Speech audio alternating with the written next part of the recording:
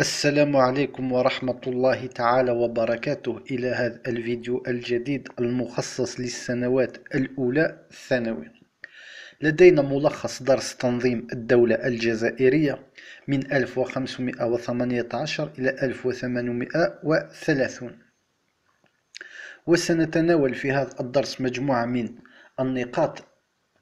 أولا، أهم الأحداث التي ميزت المغرب الإسلامي قبل 1515. ثانيا، خصائص التنظيم الإداري العثماني بالجزائر وعناصر قوته وضعفه. ثالثا، الأوضاع الاجتماعية والثقافية والاقتصادية. ورابعا وأخيرا، مظاهر تشكل الدولة الجزائرية بمفهومها القانوني الحديث. وهنا لدينا مجموعة من الأحداث التي ميزت المغرب الأوسط قبل 1515. ونعني بالمغرب الأوسط هو الجزائر حاليا. لدينا أولا 1269 سقوط دولة الموحدون. ودولة الموحدون كما موضح في الصورة هي دولة امتدت في المغرب الإسلامي، ونقصد هنا بالمغرب الإسلامي المغرب الأدنى والمغرب الأوسط والمغرب الأقصى. المغرب الأدنى نعني به تونس حاليا. المغرب الأوسط كما قلت نعني بها الجزائر حاليا. والمغرب الأقصى هي المملكة المغربية حاليا. فسقوط الدولة الموحدية أدى إلى ظهور دويلات أخرى تتمثل في الدولة الحفصية كما موضح في الخريطة، والدولة الزيانية والدولة المارينية. الدولة الحفصية كانت في المغرب الأدنى، والدولة الزيانية في المغرب الأوسط، والدولة المارينية في المغرب الأقصى. في 1236 إلى 1557 ظهور الدولة الزيانية على يد يغمرسن بن زيان. ولدينا تاريخ آخر من 1505 إلى 1510، حملات إسبانية أدت إلى احتلال أبرز موانئ المغرب الأوسط. فهذه الحملات الإسبانية أدت إلى احتلال أبرز الموانئ المغرب الأوسط من المرسى الكبير إلى بجاية، وفشل المقاومات الشعبية في التصدي للاحتلال الإسباني. وفي 1514 استنجاد حاكم الجزائر بالإخوة بربروس وبداية تحرير الموانئ. وهنا كما نقول في 1514 استنجد أعيان جيجل وحاكم الجزائر بالإخوة بربروس وبداية تحرير سواحل المغرب الأوسط من الاحتلال الإسباني. أما في 1518 إبلاغ السلطان العثماني سليم الأول في رغبة الجزائر إلى الانضمام إلى الدولة العثمانية، بحيث توجه وفد من أعيان الجزائر إلى السلطان العثماني سليم الأول وإبلاغه رغبة السكان في الانضمام إلى الدولة العثمانية. وبعد مدة من الطلب على الانضمام إلى الدولة العثمانية أصبحت الجزائر ولاية عثمانية. وبعد أن أصبحت الجزائر إيالة عثمانية رسميا في 1518، وهذا التاريخ 1518 يقدم دائما في الفروض والاختبارات، وهذا التاريخ كما قلت سابقا 1518 هو انضمام الجزائر رسميا إلى الدولة العثمانية. بفضل الجهود الفردية للإخوة بربروس والرسمية بمساعدة الدولة العثمانية، قاموا بتقسيم الجزائر إداريا إلى 4 مقاطعات. لدينا كما موضح في الصورة دار السلطان، هي مقاطعة إدارية تشمل العاصمة وضواحيها، تمتد من دلس شرقا إلى شرشال غربا، ومن البحر الأبيض المتوسط شمالا إلى بيلك التيطري جنوبا. ولدينا أيضا بيلك الشرق عاصمته قسنطينة، وهو أكبر البيلكات مساحة وسكانا، يمتد من الحدود التونسية شرقا إلى بيلك التيطري غربا. ومن البحر الأبيض المتوسط شمالا إلى الصحراء الكبرى جنوبا. ولدينا أيضا بيلك الغرب عاصمته مازونة، ثم معسكر، ثم وهران بعد تحريرها من الإسبان.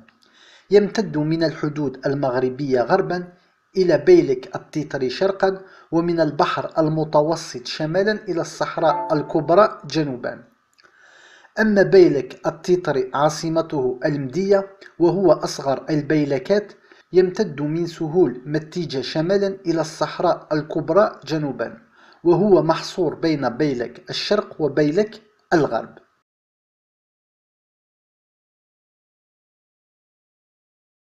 أما خصائص التنظيم الإداري في الجزائر، نميز فترتين من 1518 إلى 1671، حيث ارتبط النظام الإداري بالسلطة العثمانية مباشرة، هي التي كانت تعين الولاة في الأسطنة لفترات محدودة. ونقصد هنا بالأسطنة هي منطقة إسطنبول حاليا. نحن نعلم أن السلطة العثمانية هي تركيا حاليا.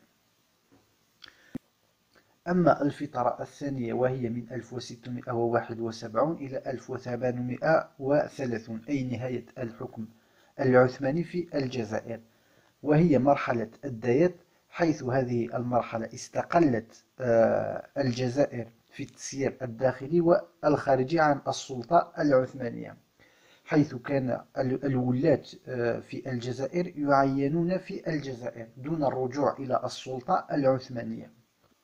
أما عناصر قوة وضعف التنظيم الإداري في الجزائر، يتمثل في عناصر القوة الشورى والاعتماد على العلماء، كذلك انتشار الأمن، وهذه نقطة مهمة في عناصر القوة، أيضا تطبيق القانون وحيادة العدالة.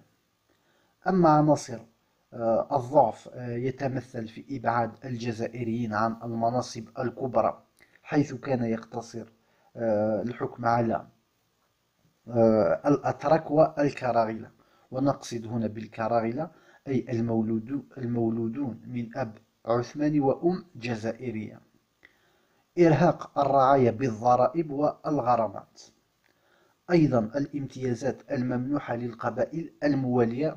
فالقبائل الموالية نقصد هنا بقبائل المخزن، فهذه قبائل المخزن هي موالية للسلطة العثمانية. أما الأوضاع الاجتماعية، ونحن هنا نقصد بالأوضاع الاجتماعية هي الأحوال التي تسود الجزائر من حيث نمط العيش والتعليم والفنون وإلى آخره.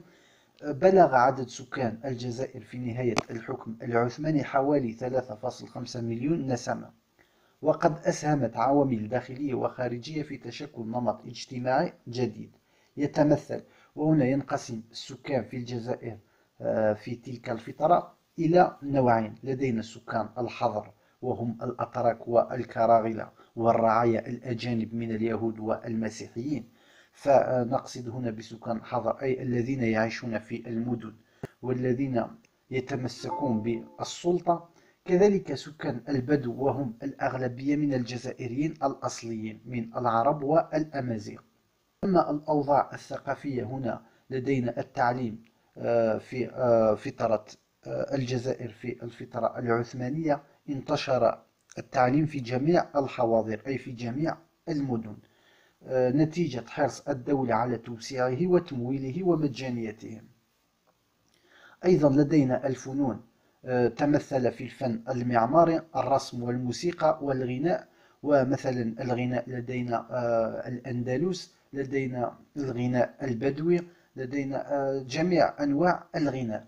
كذلك التطور والتنوع نتيجة كثرة الروافد الحضارية التي أثرت في المجتمع الجزائري. أيضا الزراعة تحكمت فيها الظروف الطبيعية وطريقة ملكية الأراضي، وأصبحت الجزائر من أهم الدول المنتجة للحبوب، خاصة القمح والخضار والفواكه، وكانت الممول الرئيسي لأوروبا.